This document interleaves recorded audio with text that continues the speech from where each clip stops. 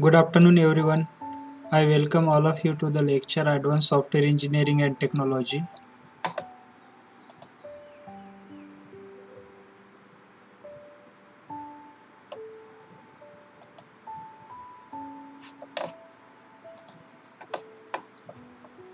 Is it visible to you? Is this presentation visible to you?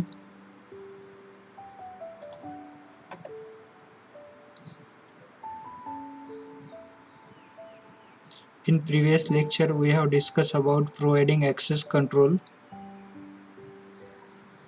and now we are going to learn design the goal control flow. Control flow is a sequencing of action in a system. In object-oriented system, sequencing action include deciding which operation should be executed and which order. These decisions are based on external event generated by an actor or the passage of time. This is very important constraint in software development design. Control flow.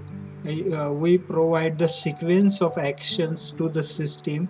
After happening one action, another action should take place. After that action executions, another action should be conduct. Likewise, there we have to create the sequence of control flow, and these decisions are based on external event or the actor or message passes by that time.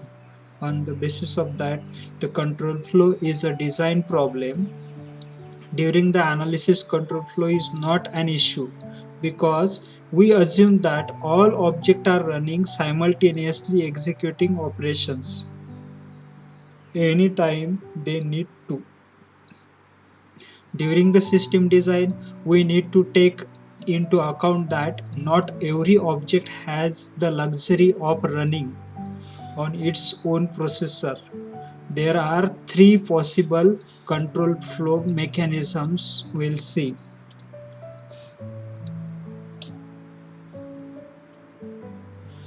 Procedure driven control. Operation wait for input whenever they need data from an actor. This kind of control flow is mostly used in legacy system and system written in procedural language. It is introduce difficulties when used with object-oriented language.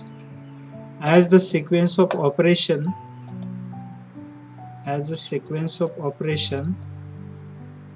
is distributed among the large set of objects, it is become increasingly difficult to determine the order of input by looking at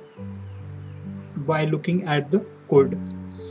By looking at the code, it becomes increasingly difficult to determine how which sequence is there on which direction.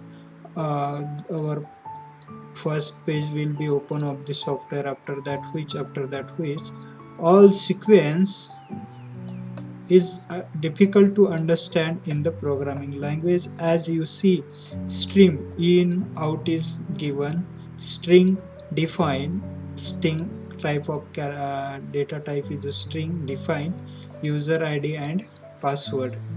Then initialize omitted. In that, the message is print out.println login and read from the keyboard in.readln user id, and then print the output out.println password. Once this message here login message will be displayed, and from keyboard we will provide this id, and then password message will be displayed, and then it will be taken from the keyboard. If security.check user and password out.println login fail, If it is not match there, then login failed message will be displayed. Otherwise system will be login, else system will be exit, and again we will be at the login page. Here in this an example of procedure drive controls in Java. The code print out message and wait for input for the user is given in this code. Similarly, we can create the sequence of code for control flow. In this coding, there is control flow. If we put appropriate login and password, then and then we will be login to the system. Otherwise, we will not able to login into that system. This is the control flow.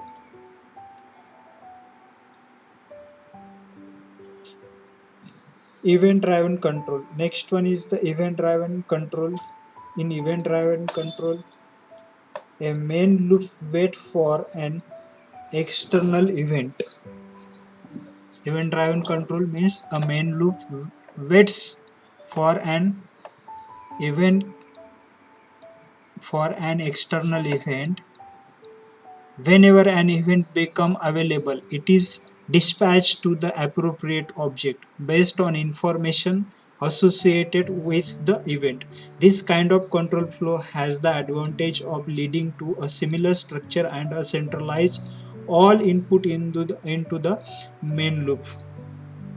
However, it makes the implementation of multi-step sequence more difficult to implementation, which is given in the figure 0.12.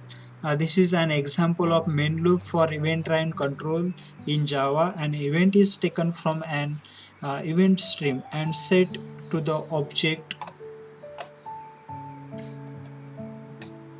You see iterator subscribers event stream. Subscriber, subscriber, event, event, and event stream is defined. Now, while event stream dot has next function is used, event equal to event stream dot next, subscriber equal to dispatch info dot get subscriber event, while subscriber dot has next, then subscriber equal to subscriber.next and subscriber.process event. This is the event control, and here we can control the event stream and the subscriber in this code.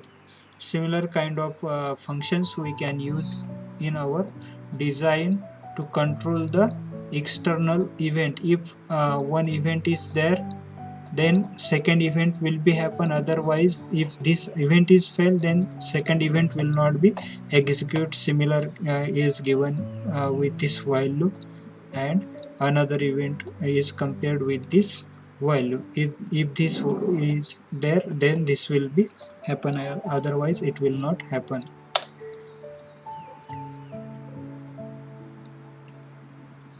And third one is the thread. Thread are the concurrent variation of procedure driven control.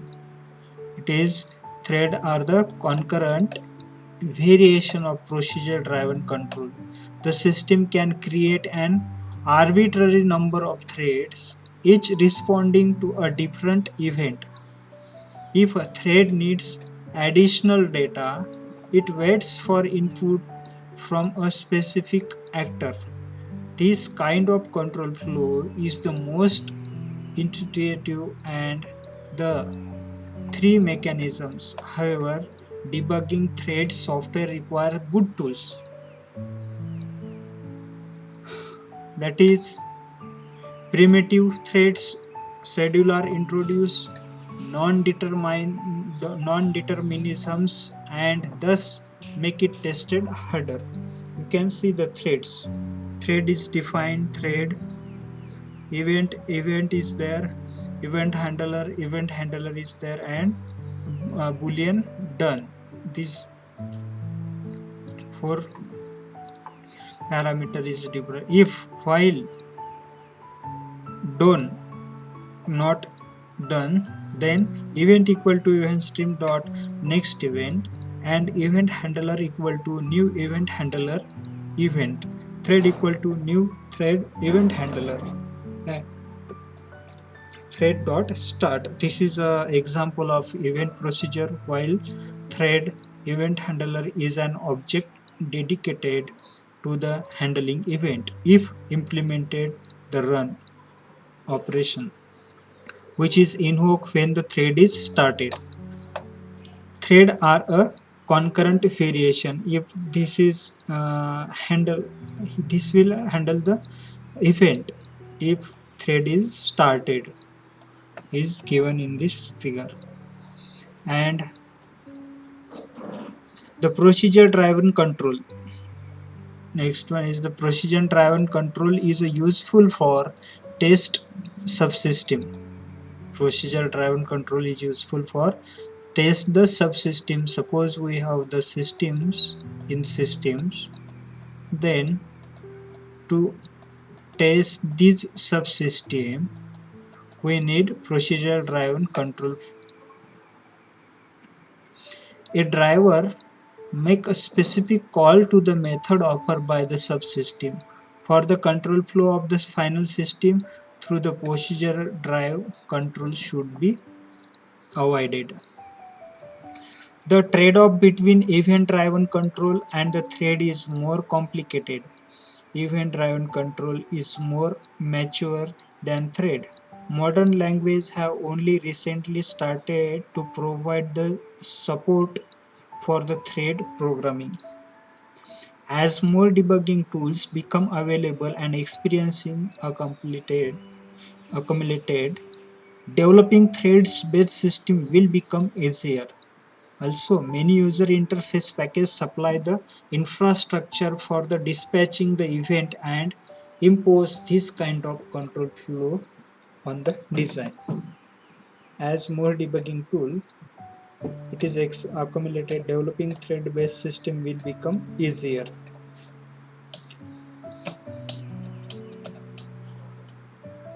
Although the threads are more intuitive, they currently introduce many problems during the debugging and testing. Until more mature tools and infrastructure are available for developing with thread events driven control flow is prepared. Once a control flow mechanism is selected, we can realize it with a set of one or more control objects.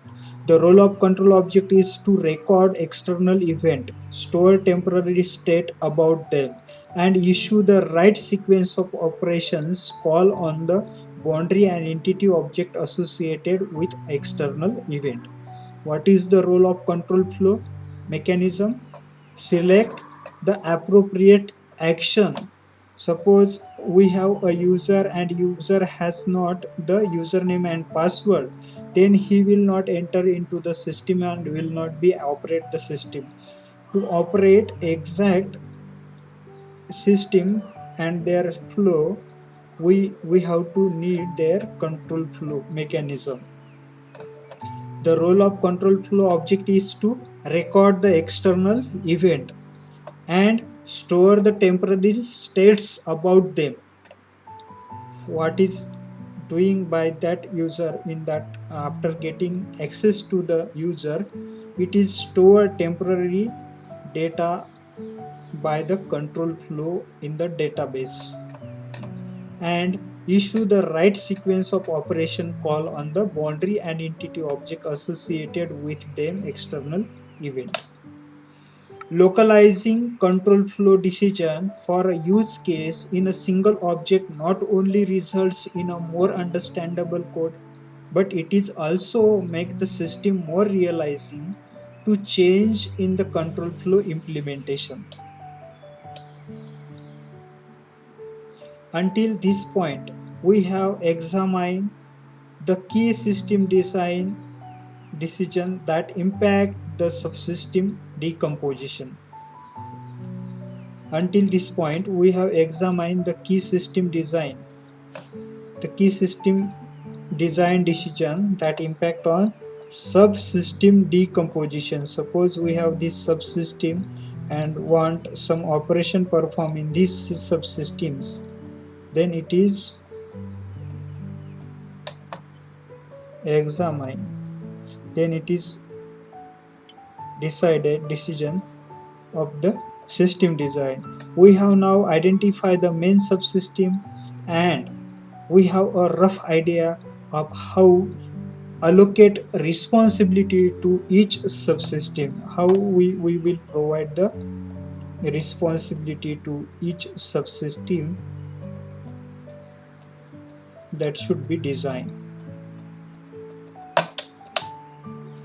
In this activity, we refine the subsystem decomposition by identifying the services provided by each subsystem. We review each dependencies between subsystem and define the interface for each service we identified and depicted in UML by a loop.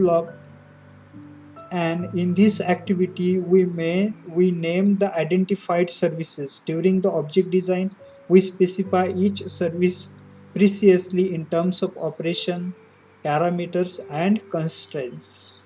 In this activity, what we have to do, we have to first decompose the subsystem by identifying the services provided by subsystem, for what this subsystem is there, for what this subsystem is there, for what this subsystem is there. We have to identify the first task of that subsystem, identify the operations, for what operations we have designed this subsystem, and then design the UML diagram accordingly. And during this design, we have to specify the services in terms of operation and parameter happen on that subsystem.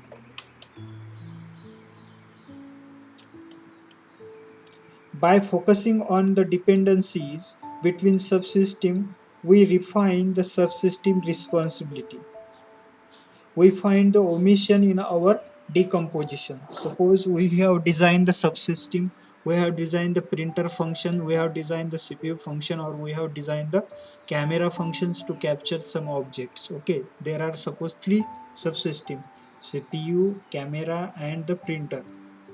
Now we have to refine that subsystem by discussing with the developer as well as responsible persons or the client, and refine the subsystem responsibilities. We find the omission in our decomposition. If there is something uh, extra in that subsystem, we have there the opportunity to omit that part. Unnecessary component we can omit in our decomposition, and we validate the current software architecture. After removing this part, we have to validate that architecture by focusing on the services as opposed to contribute or operations. We remain at the architectural abstractions level, allowing us to reassign responsibilities between the subsystem without changing many modeling elements. For example, let us focus on the interface of the communication subsystem, MyTrip. The responsibility of communication subsystem is to transport the trip from the planning subsystem to the routine subsystem. There is the communication subsystem, routine subsystem and planning subsystem. Planning subsystem and routine subsystem, there is the communication subsystem in between that. The routine subsystem initiate the connection as a planning subsystem, and in is a server that is always available, while the routine subsystem run only while the car is powered. This asymmetry lead us to define three interfaces.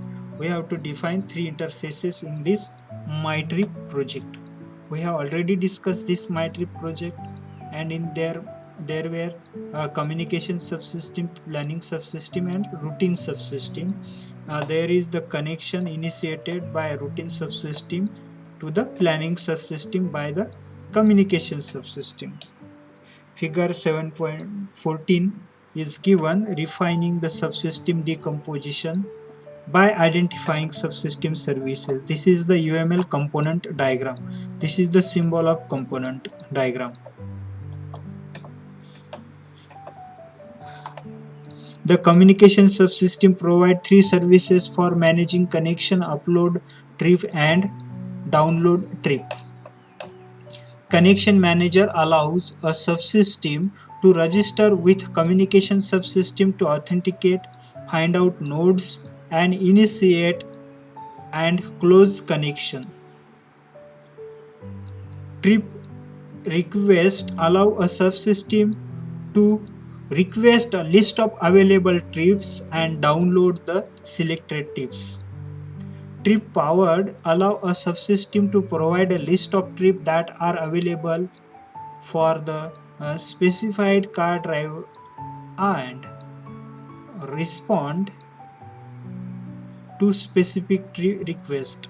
There is the component routing subsystem, planning subsystem. In between these, there is the connection manager to communicate with this communication subsystem is there, and trip requester is there, and trip provider is there in the planning subsystem. And this is the service identifying. We have to identify these services in the subsystem to design the UML diagram and implement the software appropriately, properly. Here the trip requester allows the subsystem to request the list available in the MyTrip downloaded. This requester allows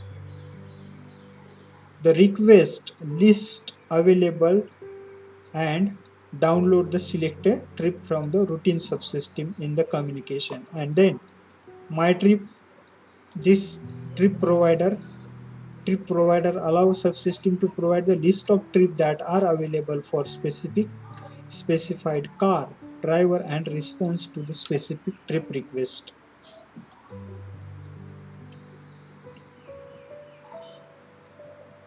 Identifying the services. While we have not yet specified any operation of the communication subsystem, naming services provide us with enough detail for identifying missing functionality and discussing the design trade-off. For example, should the routine subsystem be able to provide data? For example, average speed on occurrence trip, lake, location of the traffic jam, back to the planning subsystem in future use case. Should the communication subsystem only deals with entire trip, or should provide the ability to send the trip in multiple packages? Such type of questions are there into the identifying the services. These questions lead us to further design decision.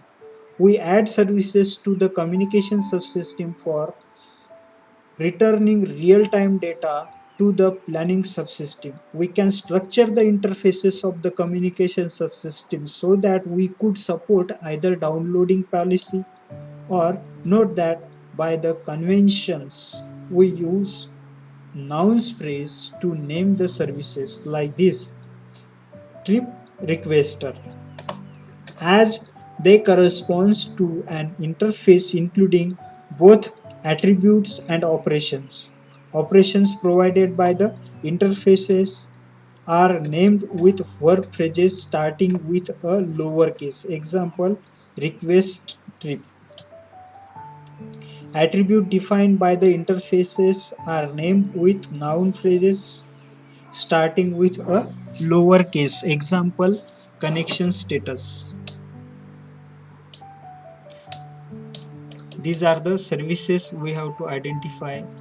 Once we review the dependencies among the subsystem,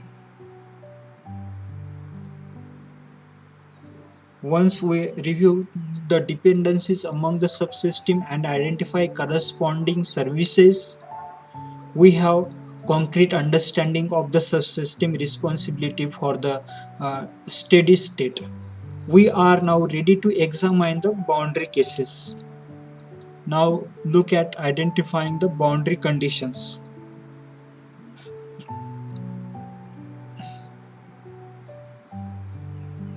In previous section we dealt with designing and refining the subsystem decomposition. We now have a better idea of how to decompose the system, how to distribute a user case among the subsystem, where to store the data, and how to achieve access control and ensure the security. We still need to examine the boundary conditions of the subsystem, that is, to decide how the system is started, initialized, and shut down. And we need to define how we deals with the major failures such as the data corruptions and the network outage, whether they are caused by a software error or the power outage. Uses cases deals with these conditions are called boundary use conditions. When the power is failure, there by what this power is failure or the software failure is there, we have to identify their boundary conditions by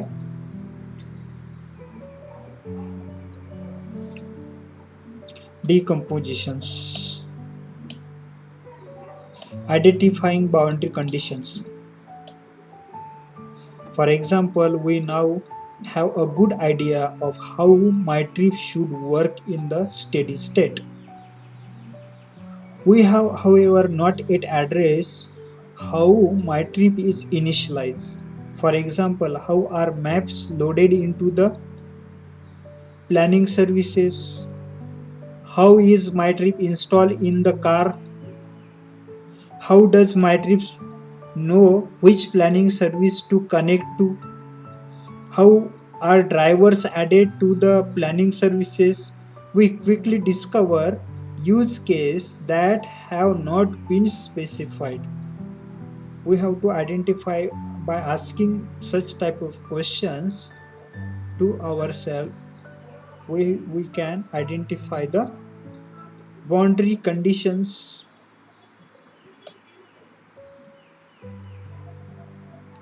It is common that boundary use cases are not specified during the analysis, or that they are treated separately from the common use cases.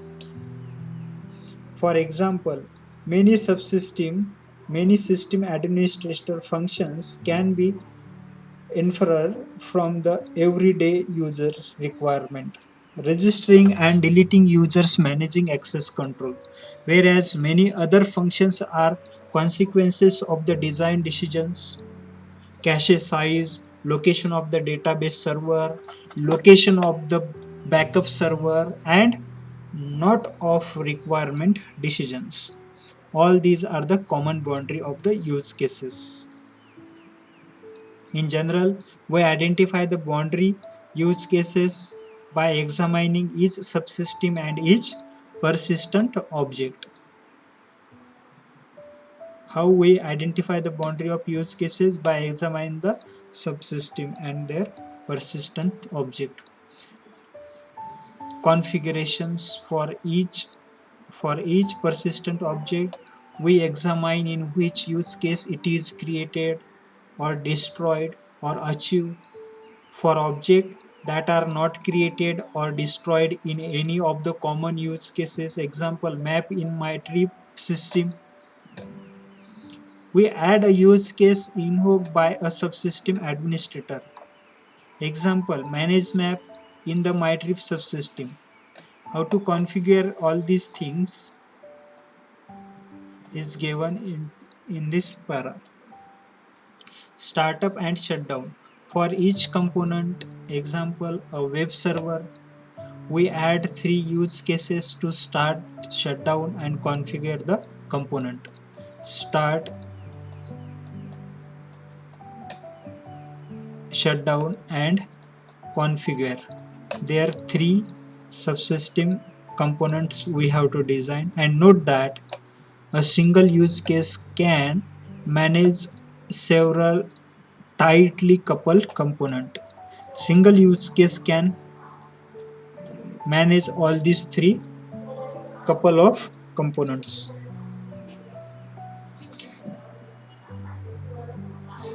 Exception handling. For each type of component failure, example network outage, we decide how the system should react. Example, inform users of the failure. Suppose there is power or network failure, then how our system will be react, how our system will be show the informations or inform to the users, that we have to also define here in the boundary conditions. We document each of these decision with an exceptional use case that extend the relevant common use cases identified during the requirement elicitation. During the requirement elicitation, we have to write there a common reason why what should be displayed there if the software is failed, if light is not there, or suppose some technical problem is there, network failure is there. As we seen one example of the road accident, their car is tunnel reach into the tunnel, then there is no network in that tunnel. In that case what happen, their extend use case is used, power failure, no network, extend use case is used there. Similar kind of answer we have to write, we have to identify in the boundary conditions. Exceptional handling, if there is no power network outage, then we have to give their appropriate reason. Note that when tolerating the effect of the failure, the handling of exceptional condition can lead to changing the system design instead of adding an exceptional use case. Sometimes we have to also handle the problem by this exceptional handling, not always give our appropriate our stored answer to the network failure. Sometimes we have to solve the problem and accordingly give the solution, give the message to the user. For example, the route assistant can completely downloaded the trip onto the car before start of the my trip. Example, we can also download all the map on the system and then go to the through that way whenever the network is failed, but you have the downloaded map. From that map you can find the locations of the trip. Similar can we add. In general, an exception is an event or error that occur during the execution of the system. In general, what is exception? Exception is an event of error.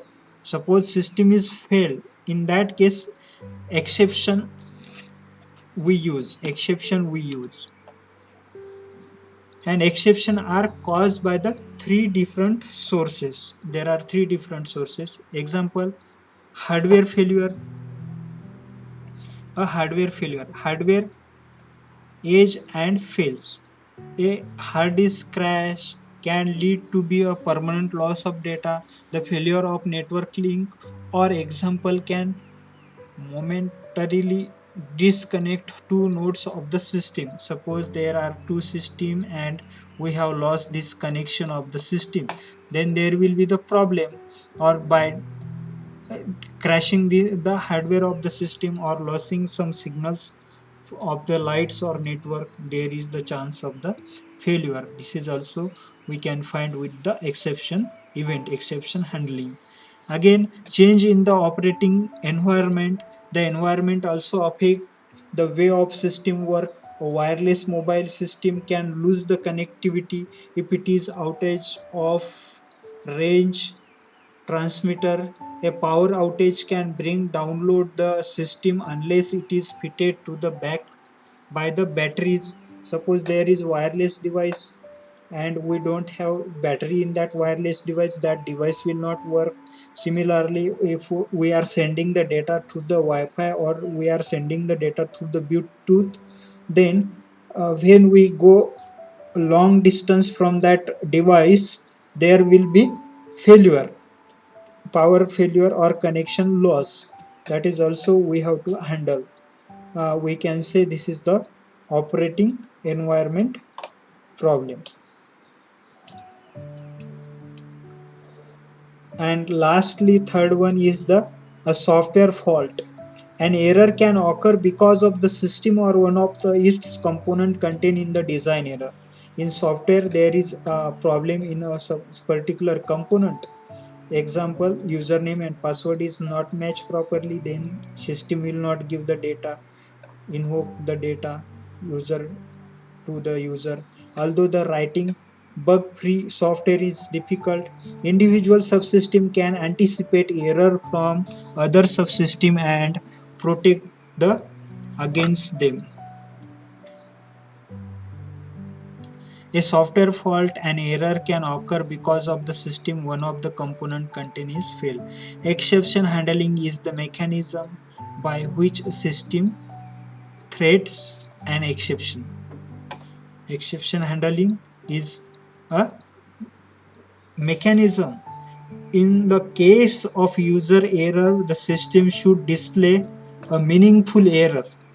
Suppose there is a problem in the software or system. In that case, what happen? In exception handling, what we display? We display the meaningful message.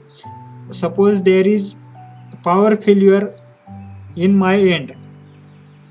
There you should get a meaningful message. Why my voice is not reaching to you, why I am not displaying to, why you are not connected to this lecture, why you disconnected from this lecture. You should get a proper message, and that can be happen by the exception handling. In the case of network link failure, the system should save its temporary state so that it can recover when the network come back on the line. Also, there is the some temporary data saved into the system so that automatically it get connected when the power get properly. For example, considering a wireless navigation system in a car that retrieve on demand traffic information from a central computer. In car, retrieve on demand traffic information, on demand traffic information in the car from the central computer. When a car enter in a tunnel, suppose this is the way, and this car is entered in this tunnel, then there is no network, but there is the data saved, stored in this car, downloaded from the central computer, so that this will not be fail. When a car enter in a tunnel, the transfer of information will be interrupted in the physical network layer. The network layer will rise an exception. Example, socket unexpectedly close, and forward it to the upper layer. The upper layer has the options of following the exceptions to a higher layer or a tolerating the system exception. Example, wait for a short time and attempt to retrieve the data again. Operators with older traffic data. There is the data stored, older data. The lower level physical layer will connect to the upper layer and give the message feedback from the oldest data which is already stored in the car map, that will be provided to the car when the connection is disconnected from this car to the central computer because of the tunnel. Car enter into the tunnel. When identifying the boundary conditions, Developers examine each component failures and decide how to handle it. They can design components to tolerate the failure or write the boundary use cases to specify how the user will experience the failure. Note that during the system design, we only examine the failure at the level of component. At the level of component, we can do this. But when identifying the boundary conditions, developer examine each component failure and decide how to handle these failures. As a developer, we have to handle all the components, how there will be failures in the system, and if there is failure, then we will be at the solution there. We can design the component to tolerate the failure or write the boundary use cases to specify how the user will be experience in failure. We will write their use cases, boundary use cases. In between, suppose there is the uh, uh, routine and there is planning trip and routine trip. In between two, if there is connection loss, we will create one extend use case, and from that extend use case, data will be used when there is no communication. If communication is failed because of some reason, we only examine the failure at the level of the component. Developing reliable system is difficult topic.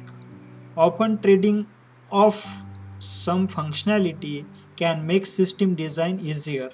In MyTree, we assume that the connection is always possible at the source destination and that replacing could be affected by the communication problem along with the trip.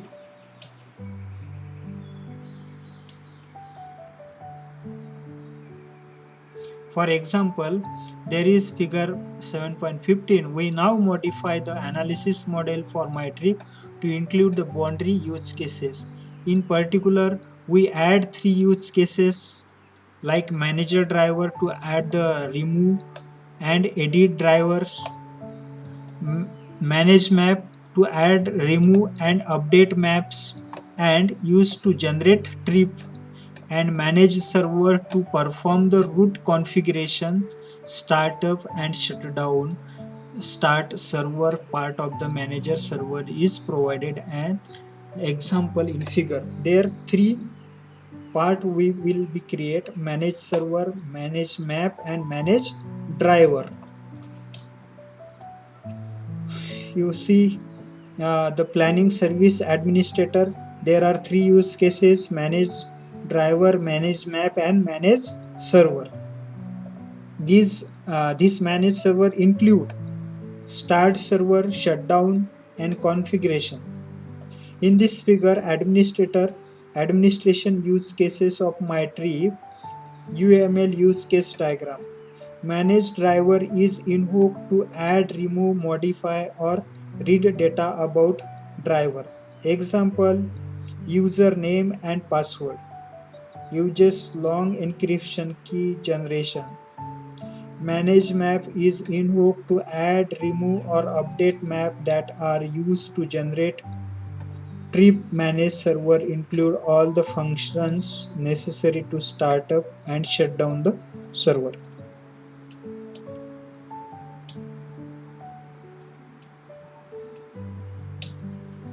In this case, revise the use case model by adding three use cases does not affect subsystem decomposition. We added, however, new use cases to existing subsystem. The map database store subsystem should be able to detect whether or not it was properly shut down and should be able to perform consistency check and repair corrupted data as necessary. We revised the description of map database stored subsystem in figure 17. You look at in the figure 17. Yes, are you there?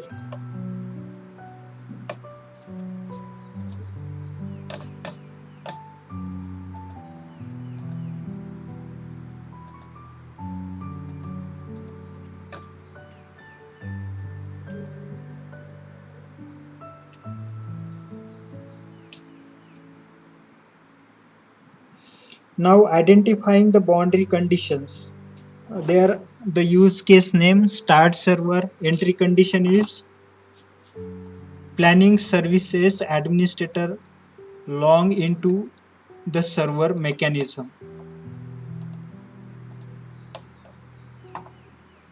and flow of event is upon the success login the planning services administrator execute the start planning service command. And third one is if the planning service was previously shut down normally, the server read the list of legitimate drivers and the index of active trip and map. If the planning server had crashed, it notifies the planning service administrator and perform a consistency check on the maps database store. Exit condition. From the software, the planning services is available and wait for connection from the routine assistant. This is the figure 7.16 start server use case and MyTrip subsystem. And the map database store subsystem is the maps database store subsystem is responsible for storing the map and trips in a database for a planning subsystem. These subsystems support multiple concurrent drivers and planning agents. When starting up, the map database stored subsystem detect if it was properly shut down. If not, it perform a consistent check on map and trip and repair corrupt data if necessary. This is revised description of database map store subsystem based on additional start server use case. Figure 7.16 chain indicates in the italics. There is some change which is indicated from here. Like this, we finish this point identifying the boundary condition by the event class handling, exception handling. So if you have any question regarding these identifying boundary conditions, you can ask. Else we will move to the next point in next lecture, review the system design. If you have any doubt, any question regarding this, please ask. Identifying boundary conditions. In this case, revise the use case model by adding 3 use cases does not affect the subsystem decomposition. We finish this identifying the boundary condition. If you have any question regarding this, please ask. Otherwise, we'll stop here. Do you have any question regarding identifying the boundary condition?